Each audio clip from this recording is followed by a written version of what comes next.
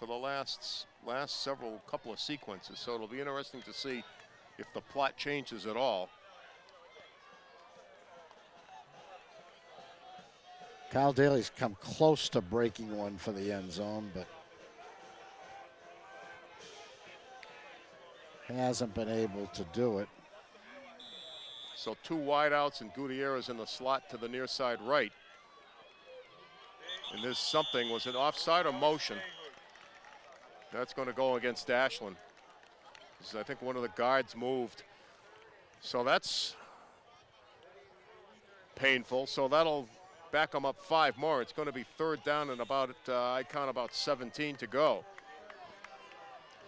Now, do you change your play call here, Paul? I guess you have to, huh?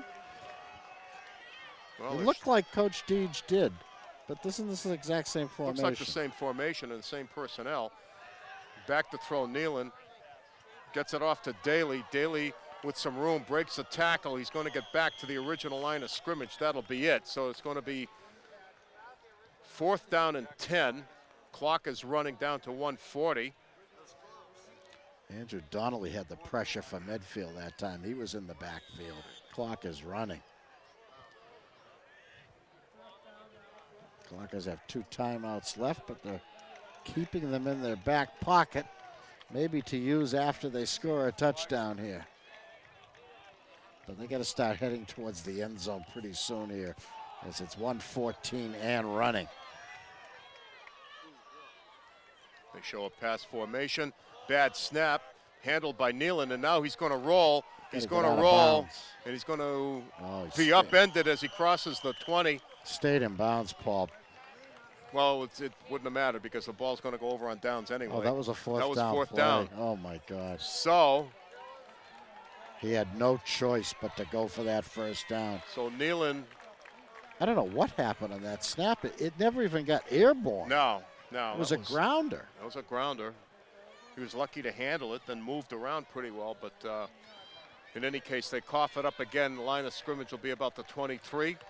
That's the game. And that's the game. 56 seconds to go. Medfield, all they need is a couple of knees.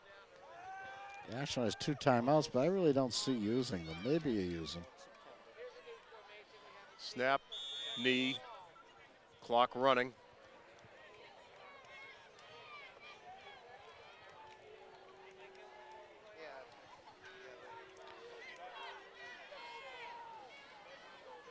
See, I always use the catapult play in these situations, Paul. That's a great play. Where I would leapfrog the line of scrimmage, helmet heading right into the quarterback's snap. I remember that from my boyhood, but it had to do more with like falling out of a 3-decker. Right, that's right. One of those. Tough, Here we go, 23. Tough loss for Ashland. They played a great game tonight.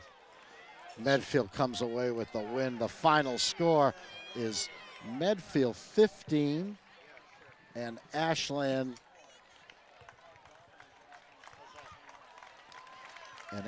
6, as I say goodbye to my wife. And, you know, Paul, a great, great first half, but that a couple of mistakes in the second half, and that's all it took against a good Medfield team that had a very nice ball control offense. The old Diesel is a very effective offense. It didn't put up the kind of points that they hoped it would tonight, but it put up enough to give Medfield the win. A nice night for Chris Nealon at quarterback. Hit 6 or 7 tremendous passes, well over almost 150 yards passing. Kyle Daly had a nice second half that started at the last play of the first half with that nice 10-yard run. He ends up with 50+ on the ground. Lima limited duty tonight. And Mike Della Famiglia coming in and helping out, also carrying the ball. And a great, great game for Jose Gutierrez. The nice touchdown reception from Chris Nealon, a 35-yard play for Ashland's 6 points. And Justin Carrot caught 2 passes for about 30 yards total. And I'm not sure who else had a reception. I guess Daly. Kyle Daly had a 15-yard reception as well. Gutierrez also had a 20-yard reception. So a good night for the Ashland offense. They moved the ball after only getting 36 yards against Westwood. They have well over 200, almost 250 tonight total offense against a very, very good Medfield team, the defending Tri-Valley League champions. And they come into Walker Field and take a win from Ashland tonight. A good effort all around and a great homecoming week and night for Ashland High School. The dance is coming right up. Well, you know, it was a very good game played against a very good team, really, the defending champions, and a team that is obviously very good again this year, the Medfield team. And you know, you know, there's no such thing as a good loss. You know, we don't believe in moral victory. Yeah, a moral victory is still a loss. I mean, that's what it comes down to. And yet they played very, very well. We're too tough to believe in a moral victory. The only issue that I have with the team, and you know, I don't know how you solve this necessarily in the course of a week or a season, but they have to score more points. They had a tough time scoring points in the last game, obviously, although they managed to win the game against Westwood. And again, tonight they scored only the one touchdown and they lose the game 15-6. But they still played very well. They acquitted themselves against a very good team. And hopefully there are some lessons that will come out of this game that will work well for them as the season wears on. So we're back here again next week as Medway comes in. So it'll be 2 in a row and hopefully a little bit better outcome.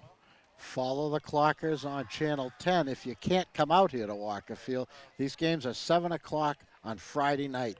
And it's a great, great atmosphere. And there's absolutely nothing like high school football, especially in your own hometown. So for Paul Burke and our great, great staff tonight, that included Brennan Marlowe, Matt Gemma, Chucking Charlie Jajari, Paul Bowden, and of course tonight's producer and director, Will McLennan. This is Bob Thacker. We'll see you next time for Ashland High School Varsity Sports on Channel 10.